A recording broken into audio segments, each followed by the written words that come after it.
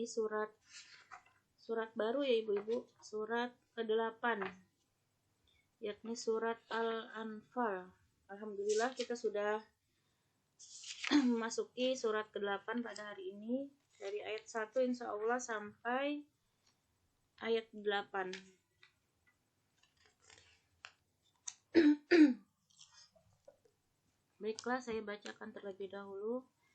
A'udzu billahi minasy syaithanir rajim. Bismillahirrahmanirrahim. Yas'alunaka 'anil anfal. Qulil anfalu lillahi war rasul. Fattaqullaha wa aslihu dzata bainikum. Wa ati'ullaha wa rasulahu in kuntum mu'minin. Yas'alunaka, mereka bertanya kepadamu, anil anfal, tentang rampasan perang, tentang harta rampasan perang. Kul, katakan olehmu, al anfal, harta rampasan perang, lillahi, milik Allah, war rasul, dan rasul. Fattaqullaha, maka bertakwalah kepada Allah. Wa aslihu, dan perbaikilah zata, hubungan bainikum, di antara kalian. Wa atiullaha, dan taatilah Allah, wa rasulahu, dan rasulnya.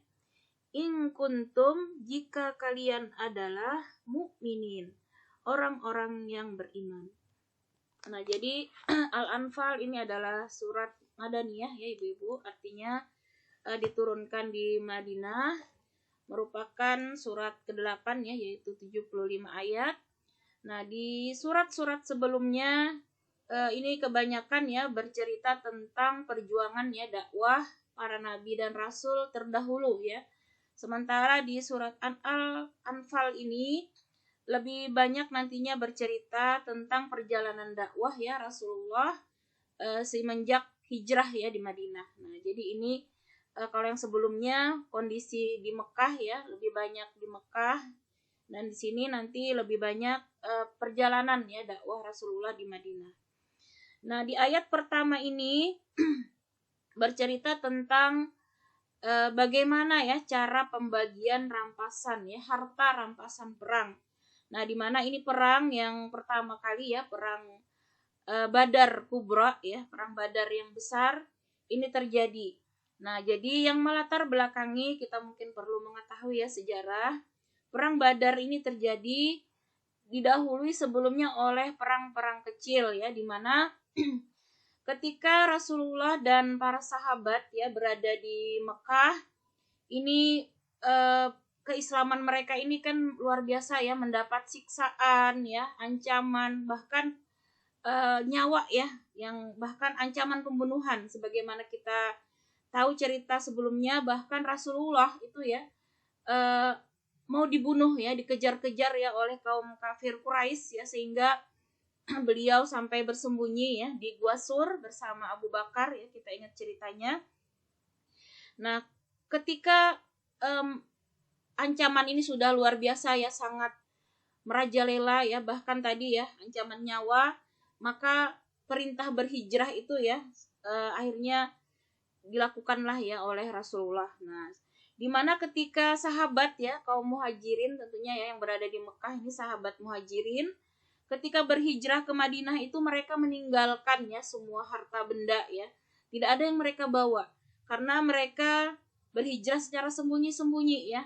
Jadi bagaimana bisa membawa harta segala macam ya, akhirnya mereka pergi ke Madinah ya dengan membawa sekedarnya saja bekal perjalanan ya. Setelah itu kebanyakan mereka di Madinah benar-benar ya dengan tidak ada harta sama sekali. Nah, maka dikatakan itu mereka ahlu sufah ya, yang kebanyakan itu tinggal di pelataran ya Masjidil Haram ya, karena tidak ada tempat tinggal. Nah, adapun yang lain ada juga yang kemudian mendapat bantuan ya dari kaum Ansar. Nah, jadi kehidupan mereka sangat menyedihkan ya, karena tidak ada harta sedikit pun ya untuk bertahan hidup di Madinah. Sementara sebelumnya mereka kan banyak juga yang diantaranya orang-orang yang kaya ya, kita ingat Utsman bin Affan ya, kemudian Umar bin Khattab, itu kan sebenarnya mereka punya banyak harta ya di Mekah. Nah, karena itu yang melatari perang Badar ini, mereka sebenarnya berusaha ya untuk mengambil kembali ya harta mereka di Mekah ya. Jadi sudah beberapa upaya ya untuk ada yang mengambil, namun kaum kafir Quraisy itu tidak serta-merta ya dengan dengan mudah ya untuk mengambil lagi harta mereka, sehingga orang-orang muhajirin tadi ya, orang-orang Islam yang sudah berhijrah itu juga dihalang-halangi ya untuk mengambil harta. Bahkan ketika jadi kita ingat Abu Talib itu kan meninggal ya ibu-ibu, pamannya Rasulullah yang luar biasa ya perlindungannya ya kepada Rasulullah. Nah, sehingga yang berkuasa setelah itu adalah Abu Jahal ya. Abu Jahal yang menguasai di Mekah. Nah, Abu Jahal ini luar biasa ya, dia merasa tidak tenang walaupun Rasul sudah berhijrah ya. Dia merasa Rasulullah dan juga orang-orang muhajirin yang berhijrah itu ancaman bagi kekuasaannya di Mekah. Nah, maka dari itu dia melakukan perang kecil-kecilan ya. Makanya tadi sebelum perang Badar Kubra ini, kaum kafir itu berusaha ya memerangi kaum muslimin ya. Jadi kalau ada orang muslim yang berjualan keluar Madinah itu dirampas hartanya, termasuk orang-orang muslim yang berusaha mengambil hartanya itu dihalangi ya oleh Abu Jahal dan juga kaum kafir Quraisy di Mekah. Nah, karena kaum muslimin ini tidak bisa ya mengambil harta mereka di Mekah, maka pada suatu hari ya, ini sebelum terjadi perang Badar ini, jadi mendekati Ramadan itu ya. Jadi nanti perangnya ini pada bulan Ramadan ya ibu-ibu. Jadi jadi pada bulan itu ya, sebelum memasuki ini, kalau tidak salah tanggal 13 ya Ramadan terjadi perangnya. Jadi sebelumnya itu Abu Sufyan ya itu datang dari Damaskus ya membawa barang dagangan yang sangat banyak. Nah, kemudian kaum muslimin yang ada di Madinah ini kan mengetahui ya bahwa banyak harta yang dibawa Abu Sufyan. Abu Sufyan ini kan masih kafir ya ketika itu. Nah, dia mau ke Mekah ya membawa barang dagangannya. Nah, inilah cara kaum muslimin mau mengambil harta ya. Jadi mereka berusaha mengambil harta melalui hartanya Abu Sufyan yang dia bawa ya, sebagai ganti harta mereka yang sudah diambil ya, dirampas oleh kaum kafir, termasuk Abu Sufyan juga kan itu dedengkotnya kaum kafir ya di Mekah. Nah, maka cara itulah mereka berusaha ya menghadang kafilah dagang Abu Sufyan ya. Namun kemudian Abu Jahal ini mendengar ya berita kalau pasukan dagang Abu Sufyan ini mau dirampas ya oleh kaum muslimin. Nah, maka Abu Jahal ini mengirim kurang lebih 1.000 pasukan ya dari Mekah untuk memerangi kaum muslimin. Nah, sehingga turunlah perintah ini ibu-ibu ya, ayat ini turunlah perintah dari Allah agar Rasulullah memerangi pasukan Abu Jahal. Nah, jadi Rasulullah itu tidak akan melakukan suatu ya tindakan sebelum ya mendapatkan perintah dari Allah. Termasuk hijrah pun Rasulullah berhijrah ketika Allah sudah memerintahkan beliau ya untuk hijrah. Nah, maka di sini di ayat inilah ya perintah berperang ya dari Allah langsung ya kepada Rasulullah. Nah, walaupun ya perintah perang itu sebagian ya tidak disenangi ya oleh kaum muslimin tentunya, karena kan perang itu berarti siap-siap ya, istilahnya siap-siap meninggal ya, karena taruhannya nyawa ya. Namun bagi orang-orang yang beriman ya, yang kuat imannya, sedikit pun mereka tidak gentar ya ketika perintah perang ini turun ya, dengan keyakinan bahwa maut ya, nyawa itu kan sudah ditentukan. Biar mereka di kasur pun istilahnya tidak ikut berperang, kalau sudah ajal sampai ya itu juga akan meninggal. Maka orang-orang yang kuat imannya ini tidak gentar sedikit pun ya, sehingga berhasil dikumpulkan oleh Rasulullah ya sebanyak 313 ya. 313 kaum muslimin ya yang dengan niat yang sangat kuat ya, ikhlas ya, karena tadi perintah Allah. Walaupun kita lihat jumlahnya sangat sedikit ya dibandingkan kaum kafir tadi 1.000 ya, 1.000, sementara kaum muslimin ini hanya 313. Dan juga kaum muslimin ketika itu kan baru saja ya hijrah ke Madinah, jadi belum mempunyai kekuatan ya, yang belum mempunyai kekuatan lah istilahnya, apa namanya, peralatan perang ya seadanya ya. Kemudian termasuk juga kuda maupun transport itu belum memadai sebenarnya untuk berperang ya. Tapi Masya Allah ya, kita lihat iman sahabat ini yang sangat kuat ya. Ketika itu perintah dari Allah, mereka sedikit pun tidak ada rasa takut ya, walaupun istilahnya dengan tangan kosong ya mereka berperang ya. Nah akhirnya bertemulah ya pasukan ini di Badar itu ya, kurang lebih 80 kilometer ya kalau tidak salah dari Madinah itu ya. Disitulah pasukan ini bertemu ya, dari pasukan yang dipimpin langsung oleh Abu Jahal ya, dari kaum kafir Quraisy, dan dari kaum muslimin itu adalah Rasulullah sendiri ya, disertai Hamzah ya, paman beliau. Nah disitulah terjadi pertempuran yang akhirnya ya alhamdulillah ya, Allah memenangkan ya kaum muslimin. Nah itu luar biasa ya, baru pertama ya peperangan besar ya, kaum muslimin langsung menang ya. Nah melawan 1000 kaum kafir Quraisy dengan persenjataan lengkap, baju besi ya, kemudian mereka membawa unta sampai kalau tidak salah ya ada yang 700 kuda, untanya berapa ratus, luar biasa ya, peralatan kaum kafir itu sudah sangat siap ya. Sementara kaum muslimin dengan peralatan seadanya, Allah menangkan. Nah ini merupakan suatu berita yang sangat cepat ya menyebar ya, sampai keluar Jazirah Arab ya, sehingga sejak saat itu ya kaum kafir itu merasa apa namanya, wah ini tidak bisa dianggap remeh ya, Muhammad ini merupakan suatu kekuatan besar ya. Nah begitu juga di Madinah, jadi banyak sekali ya dampak positif dari perang menang ini. Di Madinah sebelumnya Rasulullah itu juga dianggap orang buangan ya, dianggap remeh oleh orang-orang Yahudi terutama ya, yang membenci Rasulullah ya. Orang-orang yang masih belum berislam itu menganggap remeh ya. Kemudian dengan kemenangan ini mereka gentar juga ya, termasuk kaum Yahudi Bani Kainuka itu ya, juga yang asalnya terang-terangan memusuhi itu berubah seakan-akan mereka mendukung. Nah jadilah banyak ya yang pura-pura akhirnya masuk Islam ya dengan kemenangan ini. Maka muncullah ya kaum yang ketiga, yaitu kaum munafik ya. Jadi dengan kemenangan ini mereka merasa Islam ini ternyata punya kekuatan ya. Jadi banyak yang akhirnya pura-pura berpihak ya kepada Islam, menyatakan Islam, namun ternyata mereka menjadi kaum munafik ya. Di belakang itu mereka masih menyimpan kekafiran ya, kebencian kepada Islam. Namun mereka mau mencari aman ya, karena takut ya melihat pasukan umat Islam ternyata kok kuat ya, hebat. Nah jadi akhirnya itulah yang terjadi. Nah dari perang tersebut maka tadi didapatkan ya banyak harta rampasan perang. Jadi al-anfal ini artinya kan harta rampasan perang ya. Nah di sini kemudian dengan harta yang banyak ini maka bertanyalah ya para sahabat. Nah mereka menanyakan kepadamu Muhammad ya tentang pembagian harta rampasan perang. Maka Allah sampaikan, katakanlah, harta rampasan perang itu milik Allah dan Rasul. Jadi artinya pembagian itu kata Allah harus menurut ketentuan Allah dan Rasulnya. Maka kata Allah selanjutnya, bertakwalah kepada Allah dan perbaikilah hubungan di antara sesamamu. Dan taatlah kepada Allah dan Rasulnya jika kamu orang-orang yang beriman. Nah maka terkait harta ini Allah turunkanlah surat ini ya, agar orang-orang yang beriman itu tunduk patuh ya, mengikuti aturan Allah terkait dengan ghanimah ya, atau harta rampasan perang ini, atau al-anfal ini ya.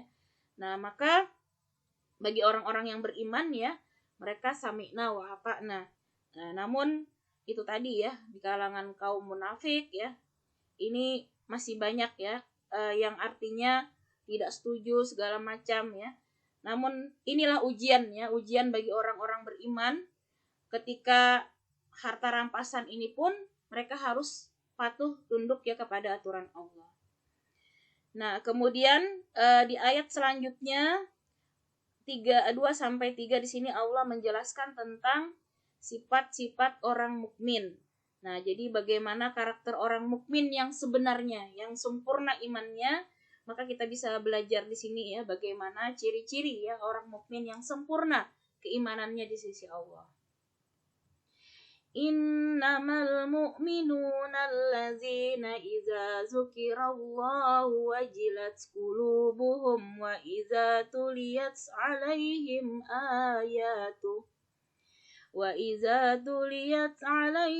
ayatuhu zadatuhum imanan wa 'ala rabbihim yatawakkalun. Innama sesungguhnya al-mu'minun orang-orang yang beriman, allazina yaitu orang-orang yang iza zukirallah apabila disebutkan nama Allah di sini ya, wajilat gemetar qulubuhum hati-hati mereka.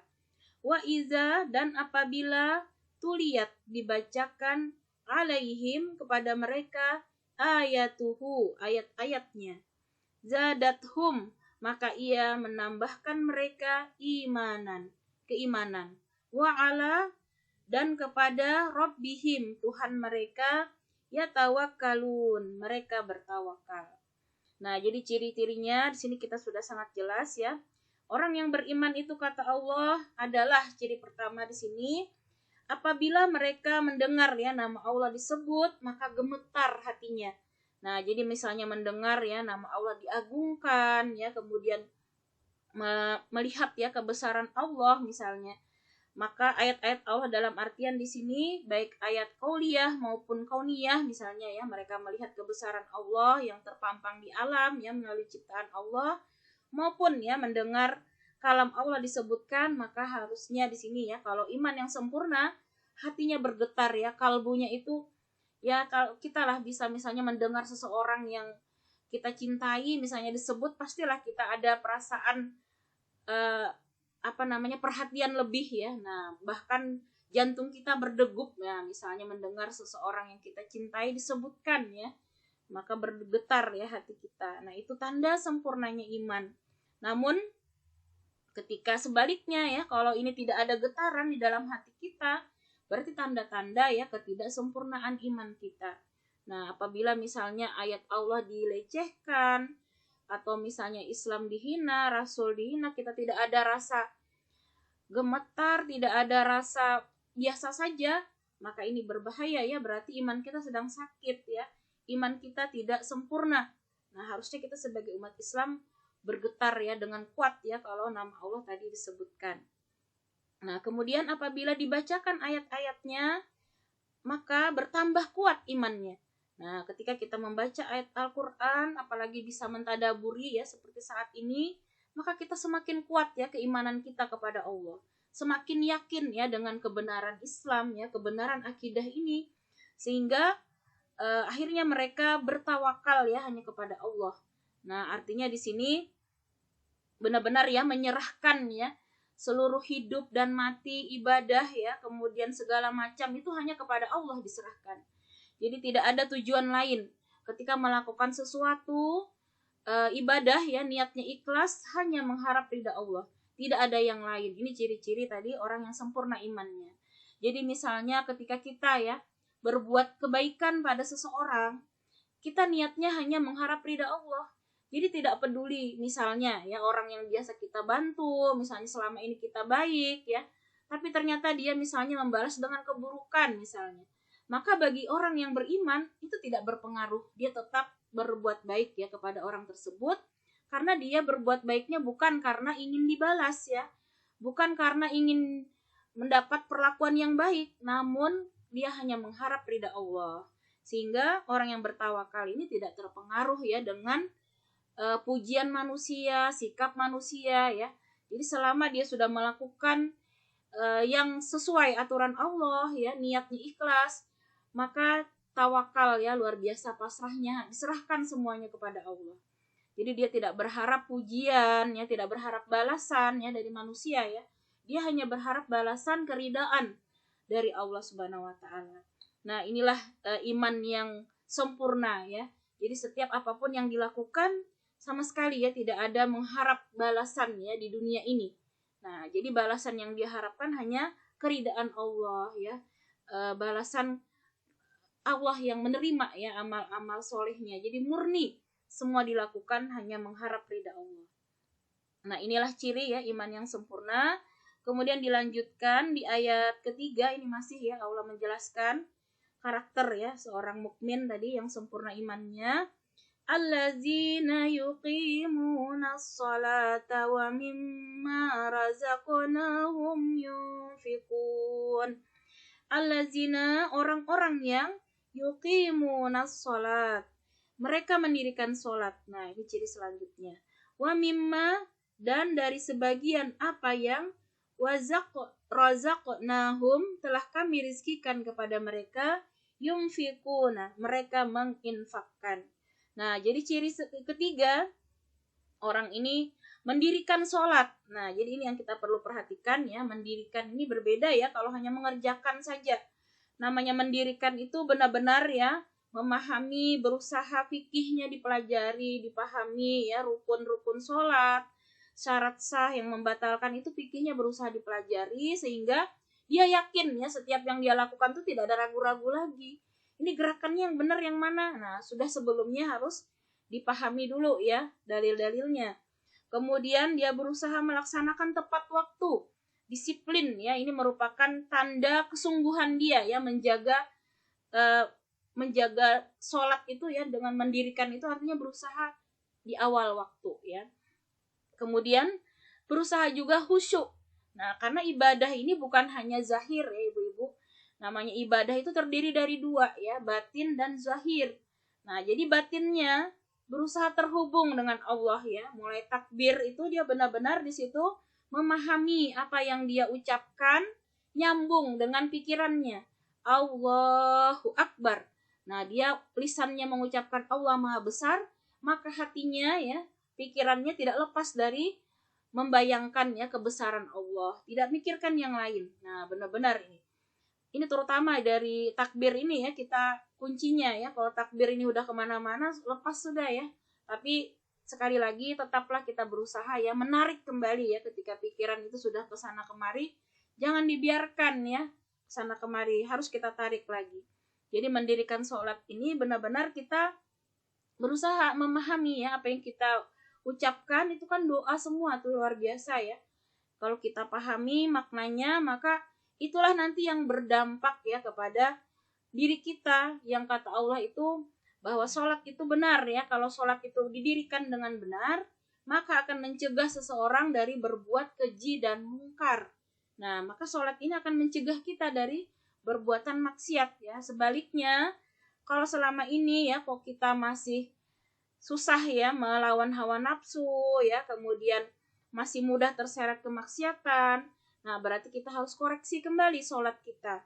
Barangkali sholat kita selama ini belum khusyuk ya, belum didirikan dengan benar. Nah, maka inilah indikator ya kesuksesan kita ya. Yang paling pertama, maka sholat inilah mulai dari tepat waktu ya, kemudian tadi berusaha khusyuk, berusaha batinnya terhubung dengan Allah, tidak lalai ya dalam sholatnya. Jadi kalau yang lalai itu ya pikiran kemana-mana, yang dibaca apa, yang pikiran kemana gitu ya, itu adalah orang-orang yang lalai dalam sholatnya.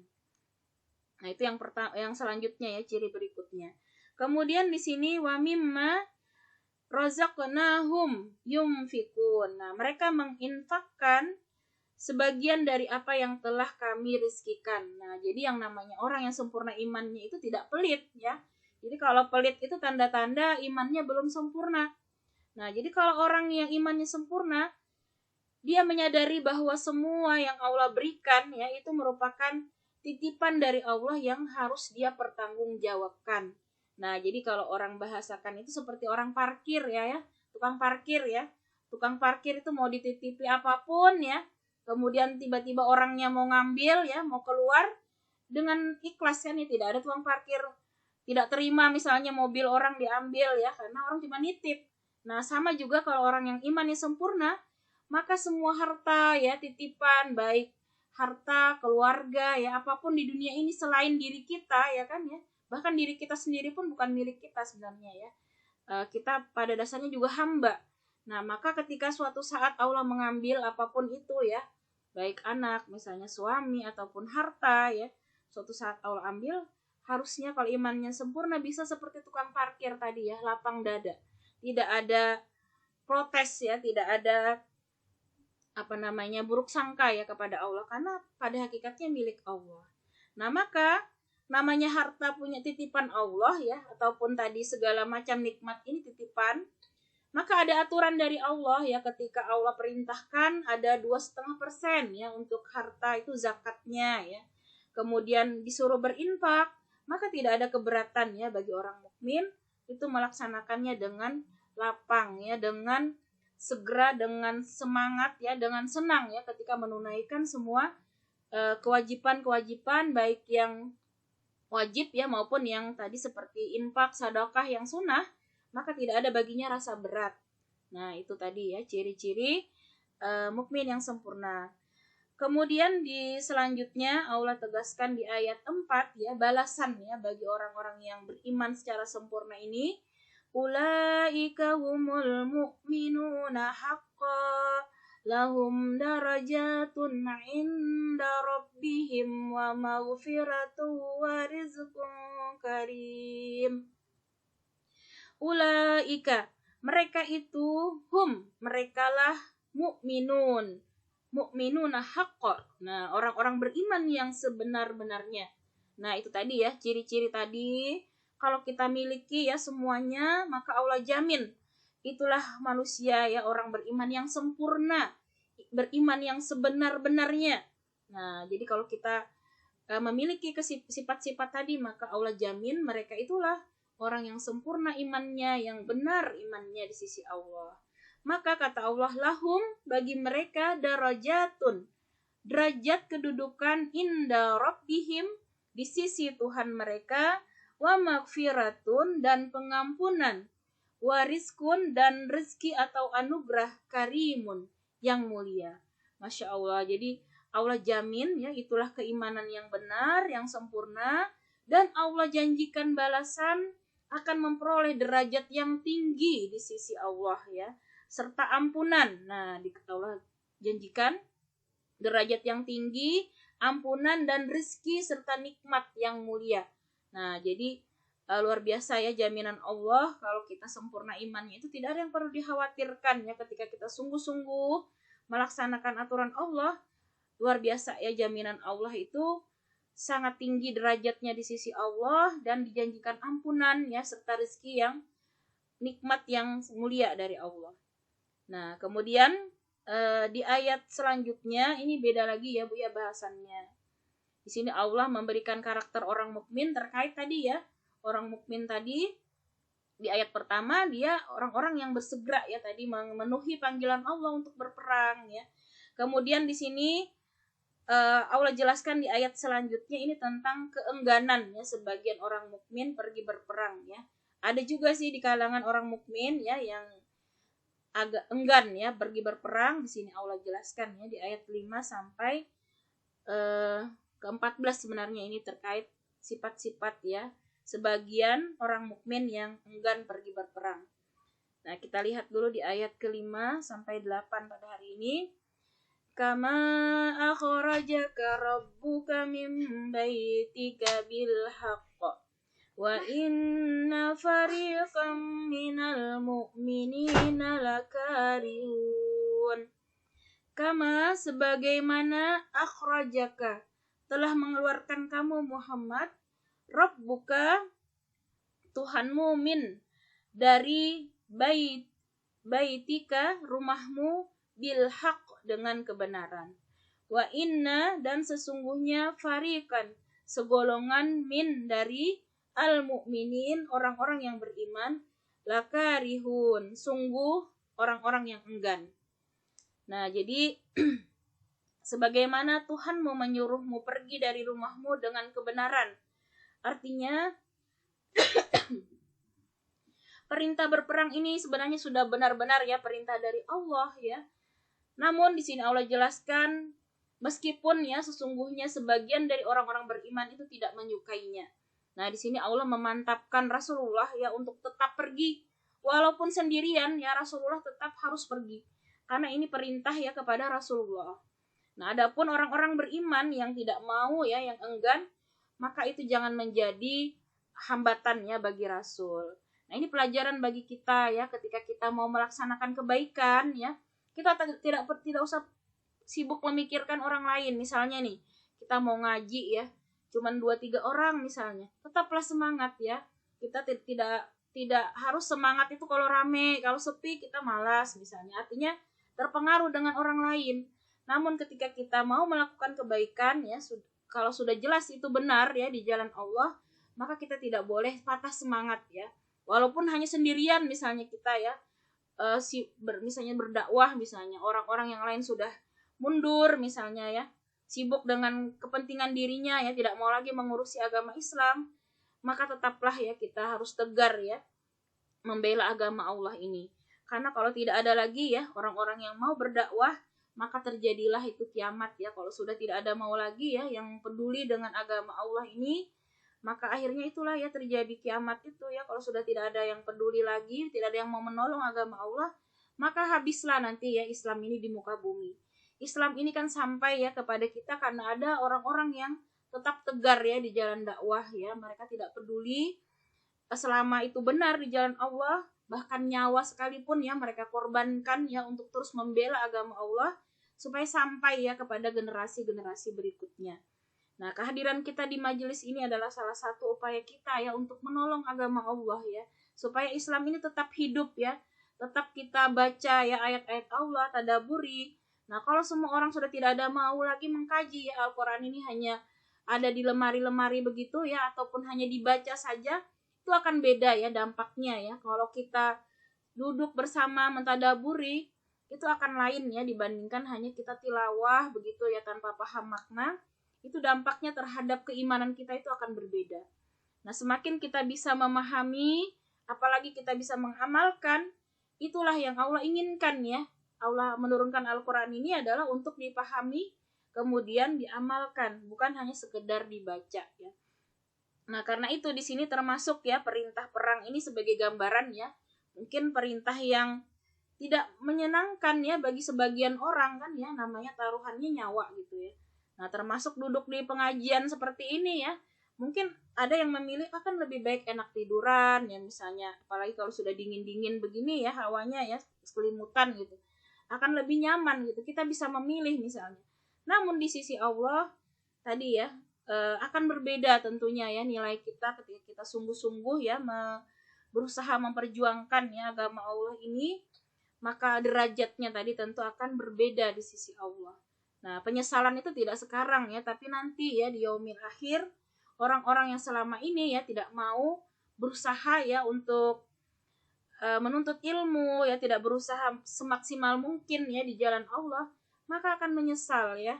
Nah, sudah banyak mungkin kalau kita lihat ya orang-orang yang mengalami ya kehidupan yang sudah maksimal lah istilahnya di dunia ini, dia dapatkan apapun ya. Kalau kita lihat di YouTube itu banyak ya orang-orang yang sudah bergelimang dengan harta ya, dengan jabatan, kekuasaan, namun ternyata mereka tidak menemukan kebahagiaan.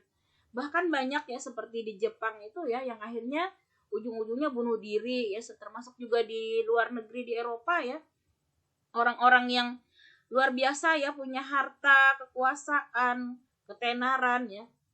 Namun akhirnya mereka tidak menemukan kebahagiaan dan malah bunuh diri ya. Jadi kalau kita saat ini yang kayaknya enak ya kalau kaya, kalau punya harta, kita masih belum ya, berarti imannya belum sempurna ya kalau kita masih di dunia ini sibuk ya mengejar target-target dunia. Nah, harusnya yang kita kejar itu akhirat. Kalau dunia itu sudah pasti sebenarnya. Allah sudah berikan kita ya rezeki, ajal, jodoh itu kan, bahkan ya kita masih ada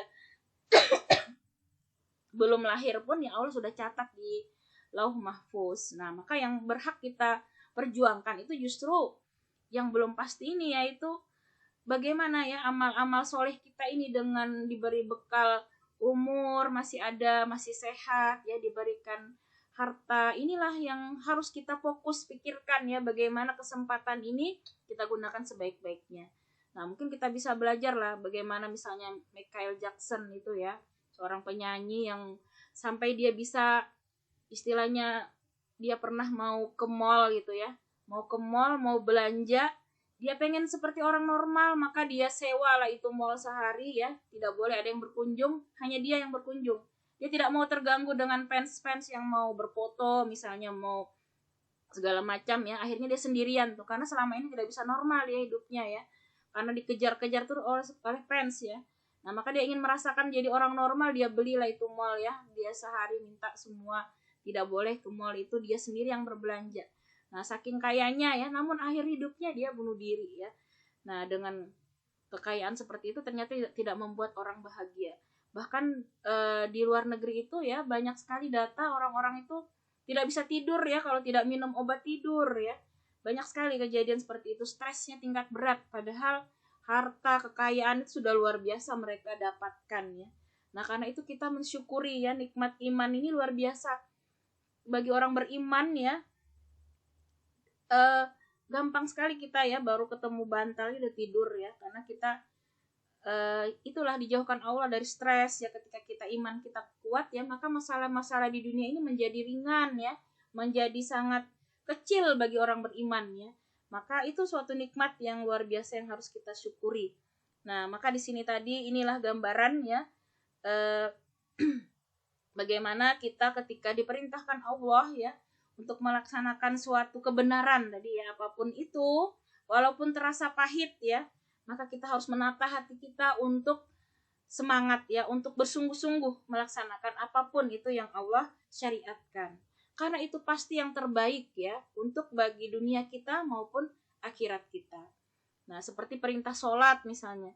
Orang baru sekarang ya menemukan keutamaan-keutamaan sholat, baik gerakannya, dilihat dari dilihat dari ilmu kedokteran ya, bagaimana posisi sujud ternyata itu memberikan misalnya suplai oksigen ke otak secara maksimal sehingga terhindar ya dari penyakit-penyakit yang lain, penyakit-penyakit seperti stroke dan lain-lain sebenarnya ya. Banyak itu kan baru ditemukan. Nah, namun bagi kita orang beriman harusnya kita tidak bertanya dulu ya ini manfaatnya apa. Tapi kalau Allah sudah perintahkan wajib, maka sami'na wa ata'na, karena pasti itu kebaikan bagi kita baik di dunia maupun di akhirat. Nah, ini pelajaran kalau orang yang enggan ini menjadi pelajaran bagi kita untuk tidak seperti mereka ya. Ketika Allah perintahkan, maka kita tidak ada merasa enggan seharusnya, namun bersegera dan melaksanakannya dengan semangat. Nah, kemudian di sini di ayat 6, yujadilunaka fil haqqi ba'dama tabayyana ka'annama yusaquna ilal mauti wa hum yanzurun. Yujadilunaka, mereka akan mendebatmu Muhammad, fil haq, dalam tentang kebenaran, ba'da, sesudah, ma tabayyana, apa yang nyata ataupun jelas, ka'annama, seakan-akan, yusakuna, mereka digiring, ila, kepada al-maut, kepada kematian, wahum, sedangkan mereka yanzuruna, mereka melihat. Nah, jadi di sini Allah tegaskan bagaimana mereka itu membantah Nabi Muhammad ya tentang kebenaran yang nyata tadi ya, tentang perintah berperang. Jadi mereka itu seakan-akan disuruh mati gitu ya, pikiran mereka yang enggan tadi. Nah, padahal harusnya mereka sudah tahu ya sebagai orang beriman bahwa kematian itu kan sebabnya karena ajal ya, bukan karena perang, bukan karena sakit sebenarnya dan lain-lain. Itu kan hanya sebab musababnya saja. Namun sebab yang hakiki ya, kematian itu karena ajalnya sudah sampai. Mau orang sakit parah sekalipun ya, kalau ajalnya belum sampai kan tidak akan mati ya. Itu harusnya yang kita pahami sebagai umat Islam. Sehingga harusnya tidak ada keengganan ya, tidak ada takut ya ketika perintah berperang ini sudah Allah wajibkan. Nah, karena dia yakin ya kematian itu bukan karena berperangnya, namun karena ajalnya sudah sampai. Nah, walaupun di tempat tidur pun ya, kalau sudah ajalnya sampai, dia juga akan meninggal pada hari itu, walaupun tidak ikut berperang ya. Itu yang harus kita pahami, bahwa kematian itu sebab utamanya itu adalah ajal. Nah, kalau kita paham ini, maka ketika ada anggota keluarga kita misalnya meninggal, kalau kita yakin ini ajal yang sudah Allah tetapkan ya sebelum kita dilahirkan, bahkan harusnya kita bisa menerima dengan ikhlas ya takdir Allah, bisa menata hati kita. Ya walaupun sedih ya, awalnya sedih, namun kita harus segera mengingat ya bahwa segala keputusan Allah ini pasti yang terbaik ya. Nah, karena itu inilah yang menjadi pelajaran bagi kita ya, untuk tidak takut ya dalam melaksanakan kebaikan perintah Allah. Karena selama kita tadi ya sungguh-sungguh beriman secara sempurna, bertakwa di jalan Allah, Allah jamin ya kita akan diberikan tadi nikmat yang sangat luar biasa ya. Bahkan nikmat itu tidak hanya di dunia ya, yang pasti di akhirat Allah akan berikan nikmat ya. Nah, kemudian di ayat 7 ya. Wa iz ya'idukumullahu ihdat ta'ifataini annaha lakum wa tawadduna anna ghaira zatis syawkati takunu lakum wa yuridullahu ayyuhiqqal haqqa bikalimatihi wa yaqta'a dabiral kafirin. Wa iz ya'idukum, dan tatkala menjanjikan pada kalian Allah ihda salah satu at-ta'ifatain, dua golongan itu, annaha, bahwa itu lakum, untuk kalian, wa tawadduna, dan yang kalian menginginkan, anna, bahwa ghaira, selain, zatis syaukati, mempunyai kekuatan senjata, takunu, menjadi lakum untuk kalian, wa yuridullaha, dan menghendaki Allah, ayyuhiqqa, untuk dia memantapkan al-haq, kebenaran, bikalimati, dengan kalimat-kalimatnya, wa yaqta'a, dan dia memusnahkan dabiral kafirin, orang-orang kafir. Nah, jadi di ayat ke-7 ya, dan ingatlah ketika Allah menjanjikan kepadamu bahwa salah satu dari dua golongan yang kamu hadapi adalah untukmu, sedangkan kamu menginginkan bahwa yang tidak mempunyai kekuatan senjatalah untukmu. Tetapi Allah membenarkan yang benar dengan ayat-ayatnya dan memusnahkan orang-orang kafir sampai ke akar-akarnya. Nah, jadi dengan perintah berperang ini sangat jelas ya, ada dua golongan ya. Golongan yang sungguh-sungguh mau mengikuti tadi ya perintah Allah dan Rasul, dan ada golongan orang-orang kafir ya yang tidak mau ya ikut berperang. Nah, tentunya dengan ini ya akan terlihat jelas ya mana orang-orang yang selama ini sungguh benar keislamannya.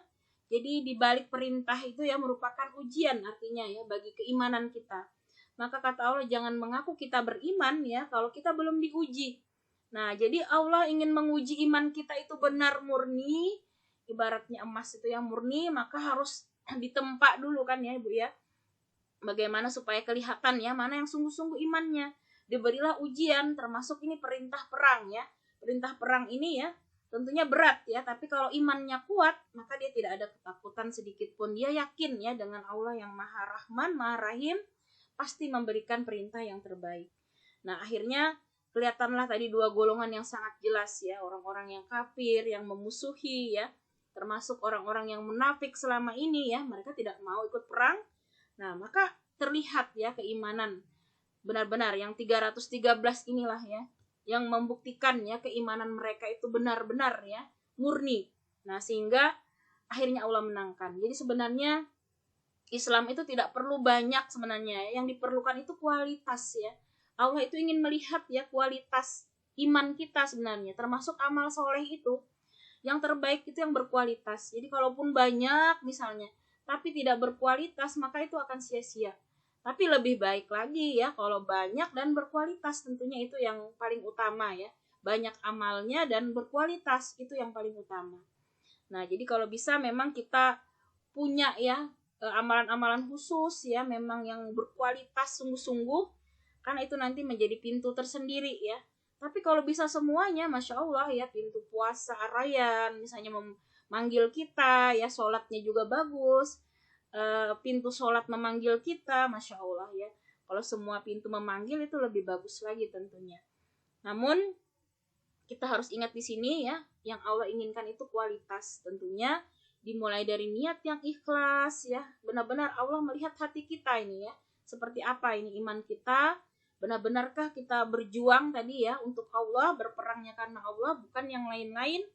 Maka itulah tadi golongan yang akan Allah beri nikmat ya, ampunan, dan juga janji Allah tentunya surga ya, kenikmatan yang kekal abadi. Nah, kemudian di sini Allah jelaskan lagi, pertegas ya di ayat 8. Allah akan melihat di sini tadi mana yang hak ya, mana yang musyrik, yang syirik ya, maka akan terlihat dengan sangat jelas ya dengan perintah ini. Liyuhiqqal haqqa wa yubtilal batila walau karihal mujrimun. Liyuhiqqa, supaya dia memantapkan al-haq, kebenaran, wa yubtila, dan dia membatalkan al-batil, yang batil, walau kariha, meskipun tidak suka atau benci, al-mujrimun, orang-orang yang berdosa. Nah, di sini Allah akan memperkuat ya Islam. Nah, dengan orang-orang yang beriman ini Islam semakin kuat ya, tentunya dengan orang-orang yang ikhlas inilah yang akan memperkuat Islam ya, orang-orang yang berjuang lillahi ta'ala. Nah, inilah yang akan terus bertahan ya sampai akhir. Nah, maka banyak ya kita melihat orang yang Islamnya itu hanya awal-awal semangat ya, lama-lama dia mundur ya. Ini Islamnya dipertanyakan, artinya belum sempurna. Karena kalau Islam yang kuat itu ya justru akan semakin ya memperkuat keimanannya dengan amal-amal solehnya, ini semakin kuat ya, semakin yakin.